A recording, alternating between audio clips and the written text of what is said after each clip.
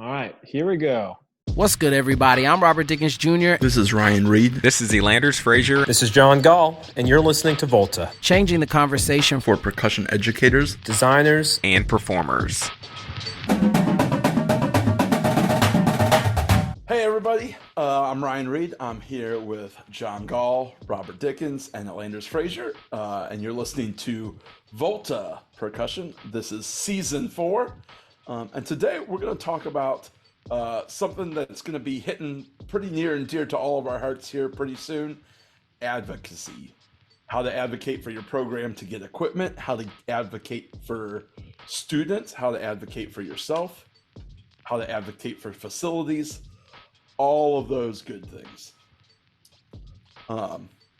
As we're all kind of in different roles, does anyone have anything that they're starting to get the ball rolling on right now in terms of advocacy for their program? As a winter comes up, I'm definitely starting to have some conversations about space for sure. I think our band director does a really good job, and we've had an indoor program maybe like 6 years that I've been there. So every year it's gotten significantly better with like getting cafeteria space, getting band room space and other fine art spaces and stuff like that. And the gym whenever we get a chance, because our basketball team's not that good. Maybe it'll be better this year. and then we'll get less gym time. But we do typically tend to at least get the gym on like some Saturdays and like drill setting days and all that, so we can get up top. So that's probably the top thing on my list right now. That's awesome. Can you expand on the cafeteria thing? Because I know a lot of band directors, like when I'm talking in different programs, they automatically look. Let's take winter for example. Of like, we have to have a gym because we perform in a gym, and I know a number of groups that, like yourself, said cafeteria, auditorium if it's big enough. Like, what are some of the things you're looking for in terms of size? Obviously schedule availability is super important. Sound, those kinds of things. Yeah, well, I would definitely say the gym is preferable if you can get that. But just being honest with the way that schools look at, most schools look at winter sports. The other sports are going to take more precedent. So like, for instance, at my school, basketball, volleyball, all those sports are going to take more precedence in the main gym and the aux gym. And then if there's like inclement weather and it rains or something like that, like even if we had the gym scheduled, then like track and, lacrosse and other outdoor sports, like they're going to get the precedence with gym space and stuff like that. So a gym would definitely be most preferable, I would say, from a visual standpoint and a musical standpoint, just so that you get used to the reverb and all that, and your speakers aren't like right up on a wall, which is what it usually is like in a cafeteria. But at the same time, it's like, if we can get somewhere consistent, like that's the most important thing. Obviously, like California groups, like they have the option to like go outside and find these big flat spaces. That's great. You know what I mean? And if weather allows that down here in the South every now and then I prefer to do that. We have like a flat area on our track, like a little flat landing behind the goalpost. And there's like a big pavilion thing or whatnot. Like, I like to get up there if we can. And, that's usually easier space to get. And you're not fighting with other places. But I think the biggest thing that I would say when it comes down to that is just making sure that you make connections. My band director is very good about talking to the assistant principals, very good at talking to the athletic director, and he will go in and be like, hey, the band has the cafeteria booked every Wednesday and Friday from here until like April 15th. And if there's no conflict, then like we're already on there. So yeah, that's my thought about it is, one, just looking for what's going to be the best for the group, but two, just trying to make sure that you got space, and talking to other people within the building to see when you can switch out, because sometimes we'll switch out with cheerleaders. And we'll let them go to the band room because they don't really need the entirety of the cafeteria. Just trying to make those connections so that you can get the space that your group needs. What's nice about Texas, especially if you're in the really nice high schools, is that every program, the color guard, the drum line, the band, the football team, the basketball team, they all get their own little gym and band hall, and it's huge. But there are even small schools in Texas where I'm at that don't get that. So I agree, Rob. Advocacy for rehearsal space is important, especially as you definitely want to take it to the next level. Because if you have an instructor for each section, woodwinds, brass, drumline, front, battery, and color guard, that if you can separate and get more one-on-one individual time, that's just more opportunities to clean. And it's more difficult when you don't have those opportunities for one band director to do all that, because maybe you're limited by rehearsal space. What we do at my school is, as you all know, as we've talked about this many times, communication is extremely important. But we have the theater department set up like a school calendar. And so anytime you want to use the auditorium, because that's a great rehearsal space as well, you kind of have to book it in advance. And I've really developed my relationship with the theater team because our band hall is small, but if I need to go do Viz stuff, I can't take the percussion with me to the auditorium because there's no elevator and we have stairs. So they get the band hall. And if it's raining outside and the band needs to go do Viz stuff, I'll try to get to the auditorium, but I have to check that calendar first. And it's nice just creating those relationships with your administration, or like I mentioned, the theater team, to use those other spaces, cafeteria, auditorium, because you're right. The sports team get precedence, as they should, because those are the only places that they can really practice and not die from the outdoor heat. Is those gyms. Yeah, I think when you're talking about advocacy, like I think back to the program I used to teach at right before I got to where I currently am, and like I knew the secretary for the athletic director like by name, and it was a former drumline mom from like before I was there. But we were super fortunate to like, I would just pop my head and be like, hey, what's the gym like over the next couple weeks, gym availability? Even for like the standstill concert stuff we were doing, they were super helpful just in terms of like, hey, you can have this, you can't have this. If you go a little later, you can have this, but you know, you can't have it there. And we got a tournament here. So it was good to just know them and figure out how they could compromise with us, you know, who can trade spaces and that kind of stuff. Because yeah, up here, nobody's putting their snowshoes on and parkas to go learn drill in Ohio during the winter. although it could be a creative show to like lay down some fake snow and like pull out the parkas and shoes. Nobody's doing that because well, your kids you don't want to be out with your kids in 15-degree weather, and your kids don't want to be out with you in 15-degree weather. So I think that's huge. Would agree. Yeah, I think what you knocked on about the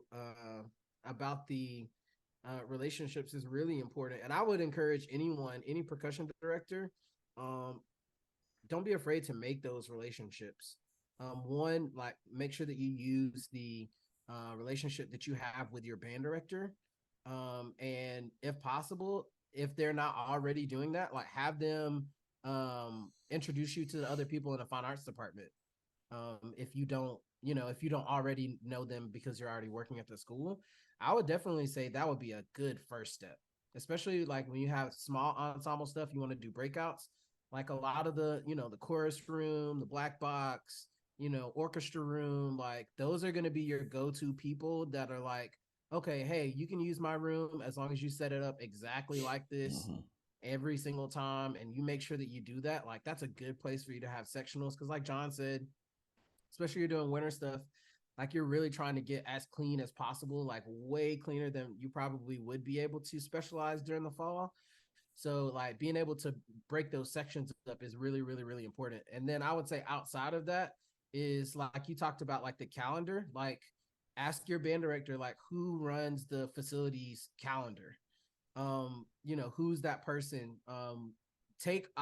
Another thing that I learned to start doing is like take all of your winter dates to your band director at the same time, and then see if there's a day that you and the band director and the athletic director can sit down and talk about the calendar.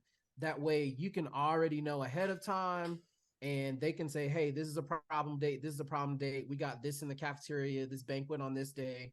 That way you can go ahead and plan ahead as far as your rehearsal schedule, and you're like, hey, this Wednesday we usually have the floor we can roll out in the cafeteria, we can't do that, so we're going to do more tracking, or we're going to do more standstill perk ensemble because we can't get on the floor. So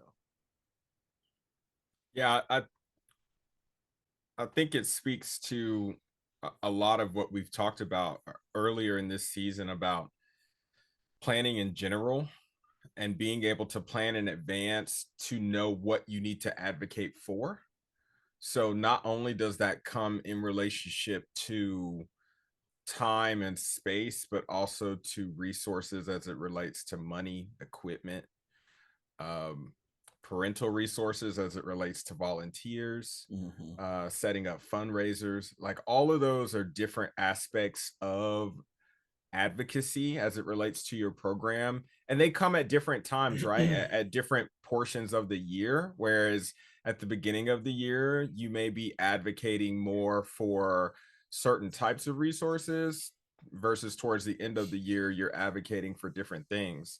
So in my world, where in the high school that I teach, I serve mainly as a tech, and I like being in a tech role because low responsibility means there's not much that I have to be responsible for. I come in, I do the gig, and I'm out as soon as rehearsal's out.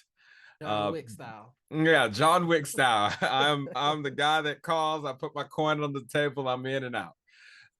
Where the experience though comes in for me though, because I have been around so long, is I do frequently get asked for my opinion in terms of what's the best move that we should take. And experience is very valuable when it comes to advocating for what you need, because you can always take past experiences as a guideline for what has been done in the past, and then how can you tread carefully to ensure that you're moving down the right track as it relates to advocating for what you need, especially resources, right? Because resources is the one thing that everybody needs.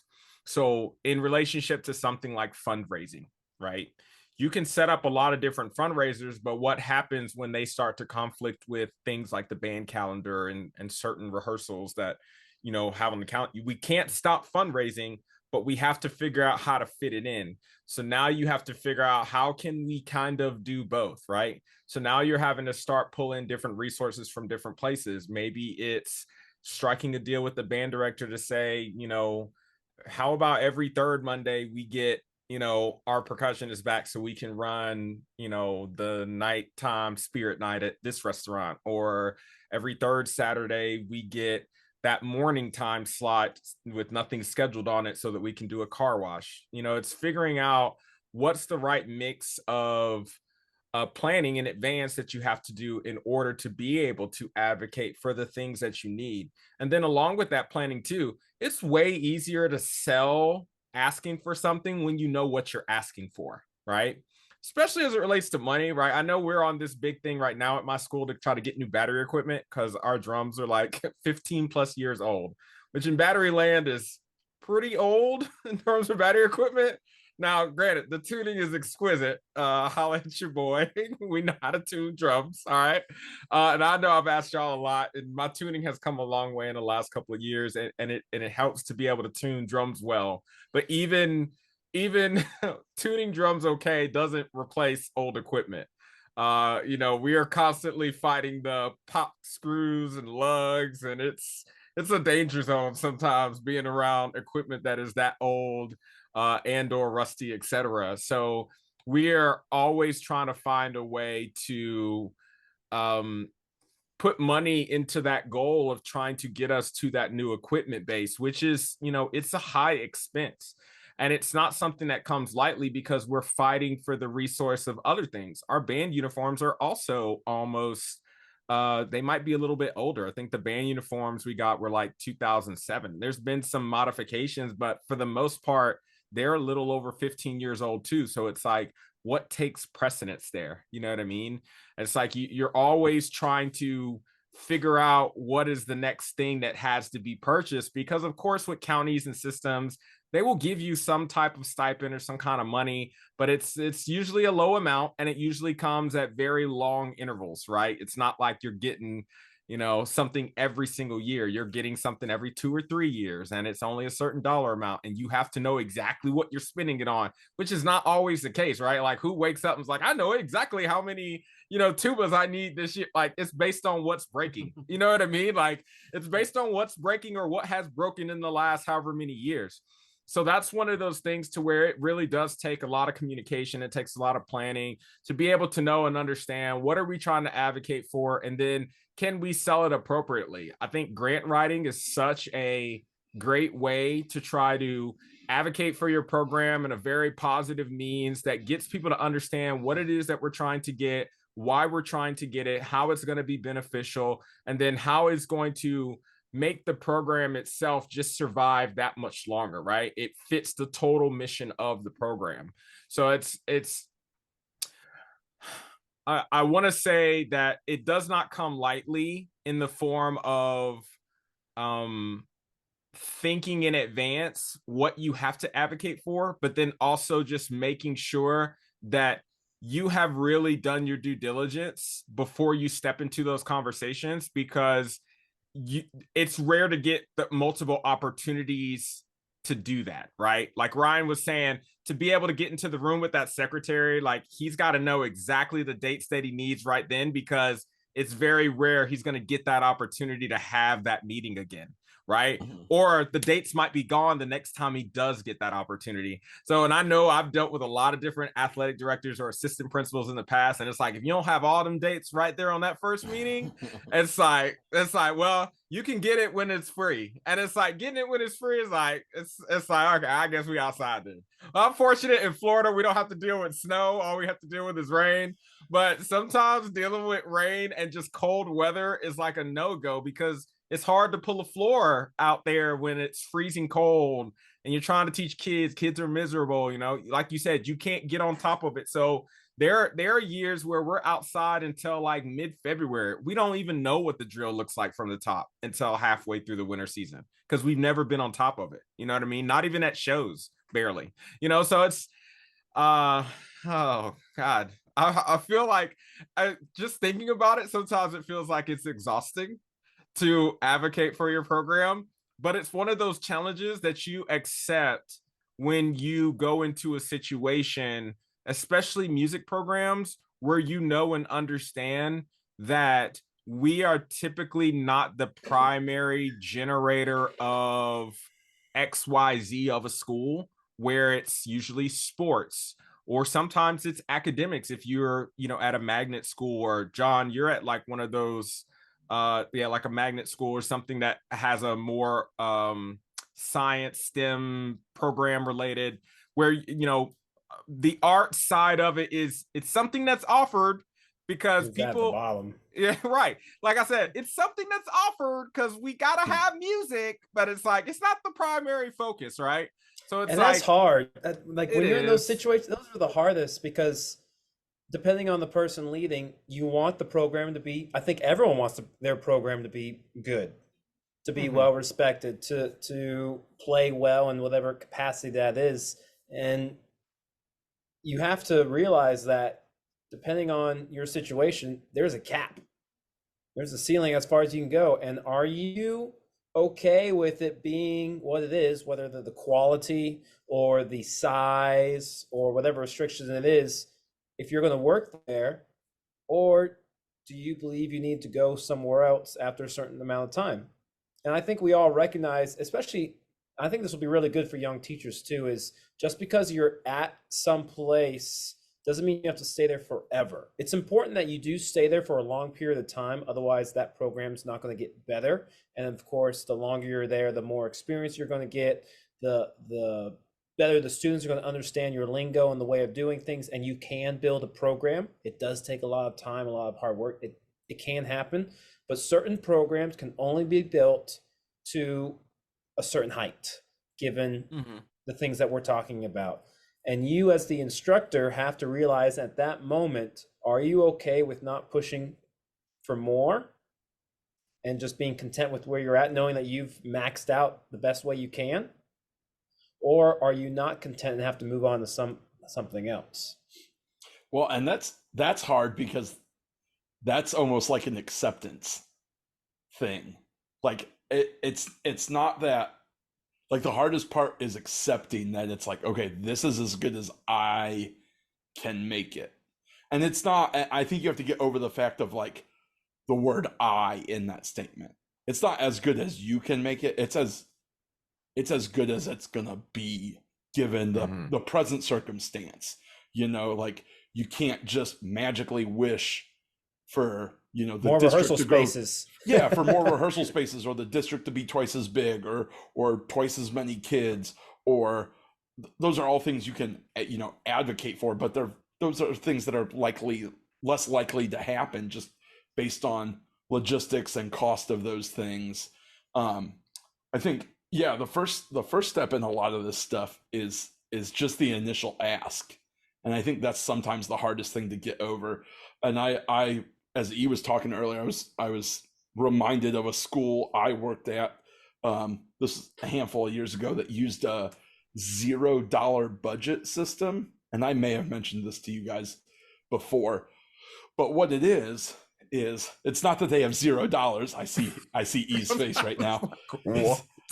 It's not that they have $0, but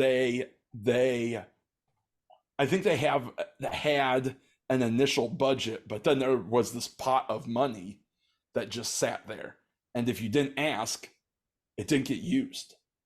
And so one year we were like, these drums are falling apart. We got mellophones that like are being held together by duct tape, this and that and the other thing, and we're just like, we got to ask. And so the band director went in, and the district just brand new battery, like 845, just no questions, just bought it.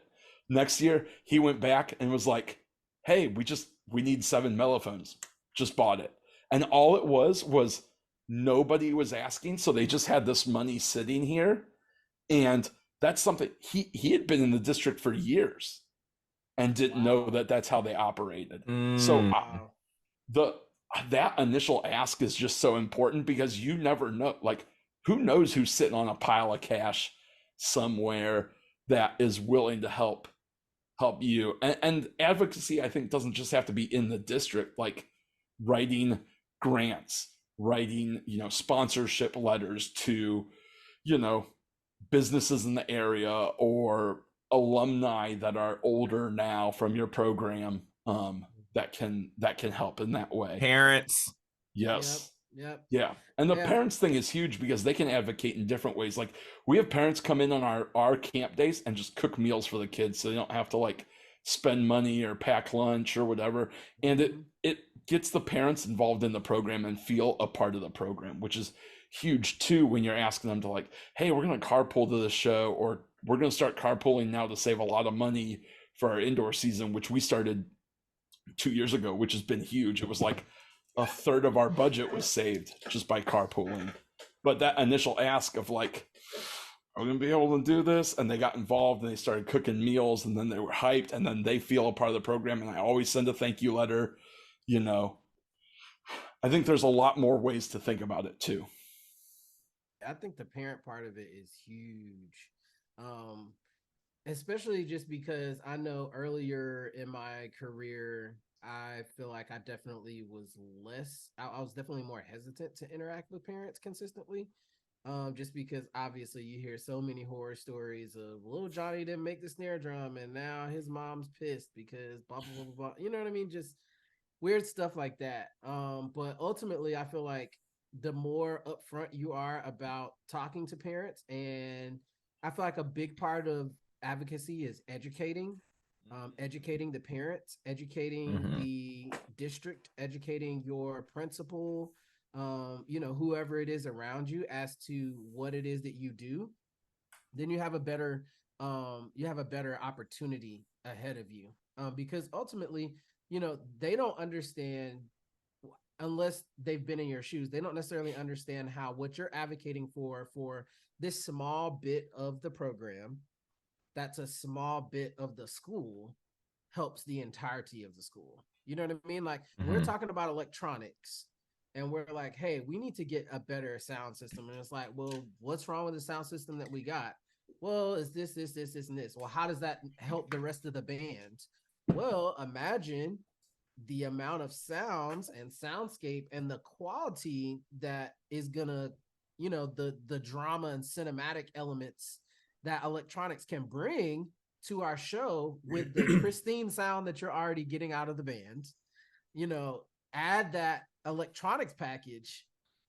Wow, we sound like a completely different group. I mean, you can hear the voices better. Students can play more closely to the technique and tone that they typically play when they're sitting, in a band room, because they're amplified better. Like we get better acoustic sounds, it's going to be better balance. Like you have to be able to like verbally explain all of these things when you're advocating. It can't just be like, oh, okay, we need a new battery. Why? You know what I mean? Oh, we need rosewood keys. Why? Is it because the school down the street got rosewood keys? You know what I mean? Or like you marched somewhere over the summer and they had rosewood and you're like, man, it sounds so much better. We'd sound 10 times better with rosewood. What does that have to do with the clarinets or the tubas or the rest of the program? So just having a wide lens as to how what it is that you're asking for enhances the total band program is really important. And I think the other thing is going back to what John said about staying somewhere for a long time. I think it's really important that you have a updated conversations with your directors about what your vision is for that program. Maybe it's within you being in a tech role or within you being as a director. Like, does your director have a wish list of things that if he does get money from the county and it's like, hey, because I've had band directors call me and be like, hey, they just told me they had $10,000 worth of blah, blah, blah, blah. I'm going to give you $2,000 to spend on the percussion. What do you want to buy? Hey, remember that list I sent you? Buy number 1 through 10. You know what I mean? Like if you don't have that stuff already ready, you can miss an opportunity to get the things that you need because you're not setting them up with, this is where we want to go.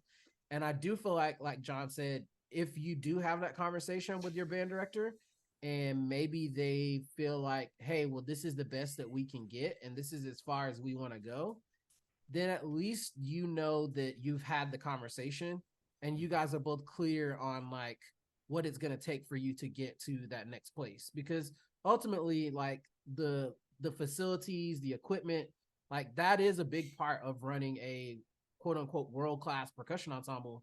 You have to have access to that stuff, period. You know what I mean? So just thinking about that and being very clear and upfront about that as to your reasoning as to why, I think can really help you be more successful.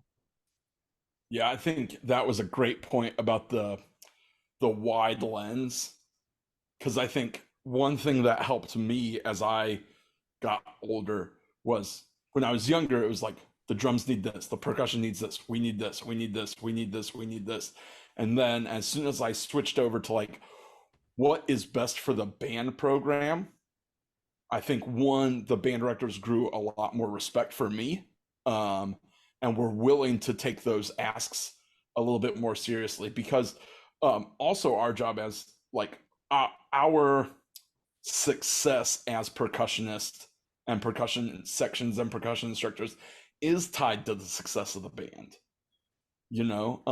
We were talking about it a little bit before we started recording, of like ultimately the band placement does impact the percussion placement to a certain extent, or the quality of the band impacts the success that the percussion ensemble can have. So I think when you look at it from we had the instance a year ago, 2 years ago with the ESSER money, and the band director and I were going back and forth about buying cymbals, because we had upgraded a bunch of front ensemble stuff and we'd upgraded some band things, but we needed a few more tubas, and he was already going to give me some money for cymbals. And I said, we can take that money from the indoor budget and get cymbals with that, so that way you guys can get the tuba, because that's going to help the band, you know. And I made that compromise of like, hey, we're going to do this, you guys are going to do this. And then he was like, hey, it actually came in a little bit under, so I can kick you a little extra money that I wasn't anticipating having. Vegas! Right. Versus like, he could have easily been like, hey, it came under budget and I'm going to buy this and this and this. But he knew like we had needs as a percussion section, that like those cymbals aren't going to help the kid that doesn't have a tuba to play. But now we got a tuba for less than that, and we can get some cymbals. So I think looking at the wide lens creates just a different relationship, going back to that. And going back to John's point earlier about being at a program for years, you don't have to be there forever. But one, Rome wasn't built in a day. And it, in terms of your own career, people are less likely to hire somebody when they're like, okay, they've been at this program for a year, and then this program for a year, and then this program for a season, and this, and like you can say like, well, I did everything I could in that 1 year. But did you? Which I find so funny, because if you look at the corporate world, I mean, you're supposed to jump jobs every 2 or 3 years to get the biggest pay raise. But in like the musical world, the fine arts world, if you're jumping ship every 2-3 years, like what are you really bringing to the table? See, I think this is a good. I feel like that's a whole nother topic, a whole nother podcast. I don't. I'm gonna say this, John. I don't disagree with you. I would say this. I feel like it does come down to, because I have colleagues that are like that. I know quite a few colleagues that they'll be at a band program that's literally nothing, and then they build that band program up, and then as soon as they do, it's cool. They go somewhere else, and it's another band program that's nothing, and then they build that band program up. So I don't necessarily disagree with that. I feel like it's all about the quality level that you bring there. But to me, the real question is, what type of support is that person looking for that would cause them to stay? Because all of those people that I just named, when they got to a place where they had certain levels of administrative support, they have stayed and been consistent in that place. There's always been some type of division between where they want to see that program go and where the administration is supporting them. And there's been a gap between that, and that's what's caused them to leave. Like, for instance, we had our county exhibition maybe like a couple weeks ago. And one of my band directors pointed out to me that like his principal came to the county exhibition. And he's been at that school many years, the same principal, and that's not common within our county or whatever. But like that said something about the connection that band director has as it relates to feeling supported, or like their band director showing up at band camp and saying hello to the kids and this, that, and whatever. You know, hopefully that translates to money and actual support. But I mean, like that makes a difference in like whether or not people are going to stay. But I also feel like as a professional, I don't think you should feel any remorse if you know that you've done something that's significant enough for you to really update your resume. Like, don't be somewhere and you like somewhere every single year and then all the groups is trash. And if all of them trash, then you probably just gonna get another trash job. You're not gonna level up to a better job. You know what I mean? Like, if you can go to that school and be like, hey, this is where the school started. After 2 years, we did this. We played at our state conference. We did X, Y, and Z. Like, those are reputable things that you can use, like John was saying, to like kind of leapfrog to wherever the next place is, if there's somewhere that's going to give you a better setup from an equipment standpoint and advocacy and support and all that. But just going somewhere just because they have better equipment doesn't necessarily mean that that would be better, because you don't know, are their parents supportive? Does that band director like, you know, support what you're doing? You know what I mean? Are they do they have space for you to be creative? That's another thing that I think is big, because sometimes when you go to programs that already have an expectation, they already have a way that they do everything, and they have a creative box that they want the program to fit into. And if you don't necessarily, if you're not comfortable with that, then that might not be a good place for you. That's a question that you should ask yourself. Like, is this the right program for me? Do I value this? Or because obviously you can't have everything, but I don't know. I think that's a good point. That's a topic we'll have to explore another time. But I do want to bring it back to our advocacy topics. We've talked a lot, I believe, on advocating for the kids in the terms of equipment maintenance, advocating on behalf of our band to the parents for involvement, advocating about our program to the administration, make sure we have enough rehearsal space, et cetera, et cetera.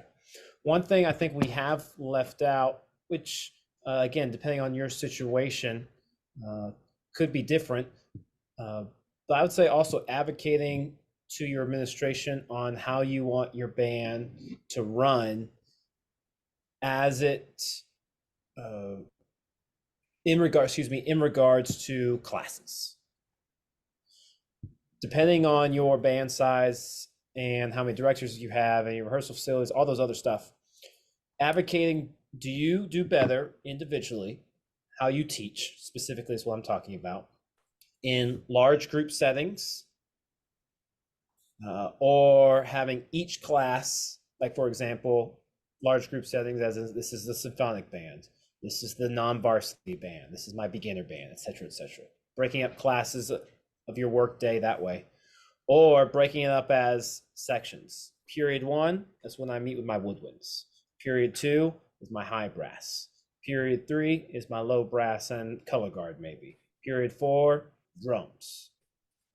Or you also have to think about planning and when you're going to go to the middle school, right? When the middle school director is going to come up, when are you going to go visit the middle school, et cetera, et cetera. So as you're listening to this and trying to figure out what's your ideal work setting environment or what you're doing with your band now, do you do better advocating for, I have a large band and then my instructors pull them out for one-on-one lessons or take sectionals during that band class because I want to hear everyone for the concert season, specifically for percussion. I know with me, I'm the percussion guy, but I also run the marching band. So I typically take my kids and we go in practice rooms while the full band is doing their thing in the main band hall, because we only have one band hall. And I've always thought, man, it would be really nice if I just had my own percussion class. I could just do maybe just battery, or maybe just front ensemble, or maybe since I'm small, I could do both together. I can just run that. That allows me to expand. That allows my kids to do full band after school. And you start having those questions of, why are we doing after school practices if we're doing full band in classes? Why are we doing double work, et cetera, et cetera? So I think advocating to your admin of, this is how I want my band structure class periods to run. Is there any way we can make that happen? And E mentioned it already with my situation, since the fine arts are on the bottom of the totem pole. We advocate every year to the admin and to the counselors, hey, we would love to have, if we can have all our kids, all our varsity kids in this class, non-varsity in this class, and beginners in this class. But because the fine arts aren't at the top of the totem pole, and the majors are, it is difficult to teach band, because I'll have beginners in my varsity class and I'll have varsity kids in my non-varsity band. And so when those situations arise, I think it challenges you. Number one, do you want to stay there? But more importantly, challenges you from an educational standpoint. Can you rearrange your thinking in the way that you teach so that you can hit all those skill sets simultaneously and still build the program, still make it work? Or is that even though you've been advocating to your admin, this is something that's not going to happen, I need to move somewhere else? I don't think those challenges leave when you go to a different program. Even a larger program, right? I think those larger programs, probably experience advocacy at a different rate than smaller programs because there are more politics that are involved in what's going on, because your district and your principal and your school administrators are probably way more hands in to what's going in on the program because of optics, right? And the notoriety, meaning that if the band does a move or does something this way, it reaches all outlets, and that's notoriety that either the school wanted or did not want, and how the school is going to be seen and or witnessed. So we need to make sure it always looks this way, right? So I think that there is always some type of advocacy going on, whether it's with a smaller program or with the larger program. And because it would be naive to think that, oh, I'm maxed out at this smaller program and I'm tired of advocating for this, and I'm gonna go to this cushy big job.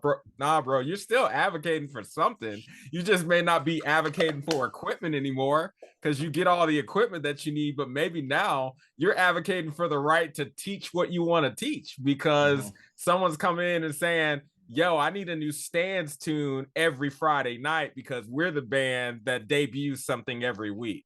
What? Who does that? We do. You know what I mean? Like, it's the Debo, give me that gold chain. You know what I mean? Like, maybe that's the program that you walk into. So it's like, it doesn't matter, what rate of program that you're at. You're probably always advocating for something, but maybe the stakes are not as high in terms of like the financial response. Maybe it comes down to more of your philosophical beliefs and what you do as an educator that's being tested in terms of what you advocate for, which is why the pre-planning and the thought process is so important, because kind of to what everyone has said in here at least once tonight, if you are not good at communicating your thoughts clearly, and you're not good at articulating your thoughts clearly, you may not be able to get the point across as to exactly why you want to do things the way that you want. And a part of that comes in, you now have to become a salesperson for the kind of things that you want to do for the program, how it's going to help the system that you're already in, plus fit the pedagogy that you want to bring to the table, whether it's to have this great concert ensemble, have this great marching ensemble, or just have this great studio that, is world renowned, and you push out the best individual performers in your county, state, etc. It can be a mix of all those different things. And I don't think one way is more right than the other. I think that the advocacy part of it, though, can change at will, and you just have to be prepared for that, which is why you kind of have to always be thinking about it. You never can kind of go on autopilot when you're inside of a system like this, because like we said, right, we're not at the top of this where people have thought about this for us. We're kind of at the bottom, maybe the middle a little bit, because we do have a college major. That's good, right? Music, you can major in it, right? So we're kind of in the middle, but it's like we're having to navigate that space of, we have to bring the attention to ourselves. And that is, I think, for me personally, knowing everything that it has taken for me to be a percussion educator for the last 20 years. And I was like feeling what Ryan was saying earlier, just about what he was doing at his schools. I was like, I remember the first time we stopped taking buses to competitions and how much flack I got about that, but we were saving like $250 an hour, for stupid stuff like that. Like, we were really paying that and okay with it. I was like, what are we doing? I was like, these kids got cars, but it's just like, but it's challenging status quos. It's figuring out what are ways that we can find to continue to do the things that we want to do differently, I guess, but it's hard. It is hard. Takes a lot of energy out of you, and you got to talk to people too. Yeah. That's why it's good to have a body of people that you talk to find ways that have worked for them and how you can test these different, methods, if you will. Never ending, folks. Never ending. Yeah. To go back to John's original point, I think it comes down to like, how creative can you be, and can you get people, as we've been talking about, on board with your vision? Because like our program, again, I've said this a number of times. Our school is like 7 years old now, and like the administration vision when I first got there was, do we have a band? Thumbs up. You know, Great and success. yes, and are the kids safe? Do they make noise? And are they having fun?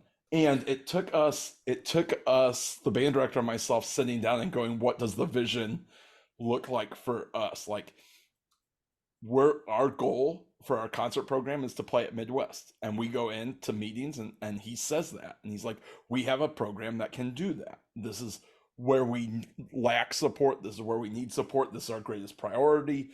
You know, in the last year, that's part of the reason why I was brought on full time as a paraprofessional for the band program. It's why we were able to get an assistant high school director this year. You know, and to tag off part of that, some of the greatest advocacy is success breeds success. We've all heard the saying. You know, it didn't hurt that in the last year the marching band won a show for the first time against a rival school down the street. It didn't hurt that the top symphonic band played at our state conference. It didn't hurt that our percussion ensemble won a state championship and medaled at WGI. Like, success breeds success, and people want to support successful things. So I think they do. it's bringing that vision. You know, when I first interviewed with the band director, we talked about what I wanted to see in a program if I had my way, and we talked about some of the limitations of, like, hey, our school's probably never going to have a drum line because it's brand new. They spent like $750,000 on the gym floor, and they're never going to let music things on it, and that's totally fine. But there's no day one I met the guy, I was like, there's no reason to not have a Scholastic Concert World ensemble in Ohio, and why not us? Why not the program I'm at? And you know, we're still in the infancy of that vision coming to fruition, but the steps are there. It's why we got the ESSER money that we needed. It's why we got the support from the boosters that we've needed. It's why we've gotten the support from the community that we've needed, because it's all been creativity and having a vision of, like, this is where this program can go for the school, but for the community as well. Yeah, I would also say, just to tag on to what you're talking about, especially since we're coming up into the winter season. If you are not doing some type of presentation for your parents at the beginning of the season, you are missing a very, very, very big opportunity to get buy-in from those parents. Every single year, which is shocking. You know, I have parents, they've been coming to the parent meeting 3 years in a row. Why? I don't know. They know I'm going to tell them the same thing that has to do with indoor drum on every single year. They go, what is it, Rob? Mr. Dickens! We can't wait. They love it every year. They just love coming. So I think one of the things that I did get this from Terry Sanders, shout out to Terry Sanders, sent me a sample of like what he used to do for his indoor parent meeting programs and stuff like that, and just kind of adapted that to myself over the years. That's been really, really, really helpful. One of the things that we do is towards the end of the season, or end of the marching band season, like we have like an indoor percussion like experience camp where kids can come on like Sunday, and like they can meet the techs and all that kind of stuff, and we get the floor out and they learn, you know, how to move across the floor and, you know, play in the front ensemble, all that kind of stuff. And then at the end, you know, before their parents come to pick them up, like we have the parent meeting. And then, you know, they learn, you know, how is this actually helping my child? Is it just that they're just playing drums in the gym? No, we're teaching them leadership skills. We're teaching them responsibility. We're teaching them how to be a team player. You know, you can talk about the WGI model of scoring and how it's an educational model, and it's like getting a grade every contest, whatever, you know, all those things that you can talk about, the scholarships that WGI offers, etc. All those intangible things that are more than just diddle band / drums in a gym. when you see those pictures and you take a picture of a student when they were in ninth grade, and then you show a picture of them as a senior and you see them performing and they look totally different. And then you show them a picture of them marching with an independent group and they look completely different. Parents are able to see, hey, this is what my kid is going to look like. This is how my child is going to mature by being in this program. You're advocating for the value that you create, the value that the program has, and that will always translate into more support, which translates into more dollars, which translates into more buy-in. And like Ryan said, hopefully more success, that people are like, hey, man, we went to the thing. I've seen this happen with my parents. Like the first couple years I was at there's usually me and maybe some of the staff that comes to the shows. And then one year we went Scholastic A, and then more parents start showing up to push props. And then more parents show up and they're like, hey, these folks are like, they got a TV out here. They're like cooking hot dogs for the kids and this, that, and whatever. Like, we're going to do the same thing for our kids. So now they got snacks and a tent and, water and this and that and whatever. And it's like, I never asked parents to do that. You know what I mean? But they just bought into, what the kids were doing and the transformation that they had. And then they saw what other parents were doing, and they naturally, like tribes, you want to compete. And they're like, hey, they got hot dogs. We gonna have hot dogs and canopy, and I'm bringing a flat screen TV, and we gonna Ballpark. Get straight up. The Franks was Top was slice. They all were the great. condiments.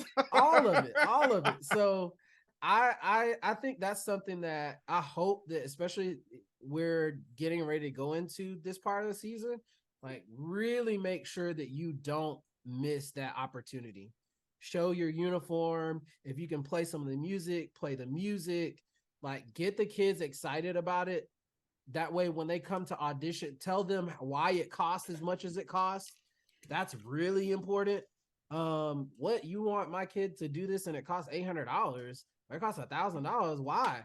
Hotels, bus, custom uniform, custom floor, custom music written for your student that's exactly at their skill level or a little bit above, all the instruction, world-class instruction. And what, like, you have to be the person that educates them on why this is important. And I would say that I'm a example that if you continue to do that, you will get more support. You will get more buy-in from your parents, and it will be way less resistance to, I would say, the majority of things that you need. So definitely don't miss that opportunity.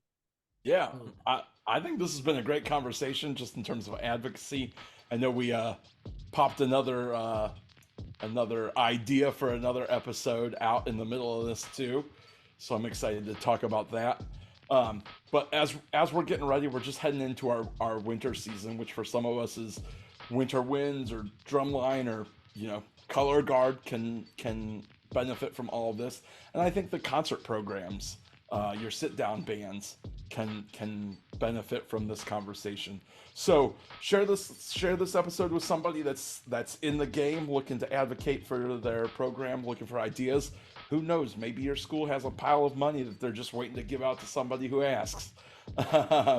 But go ahead, share this episode. You can find us on YouTube at Volta Percussion. You can find us on any platform you listen to, Spotify, iTunes, anything like that. You can email us at Volta Percussion at gmail.com.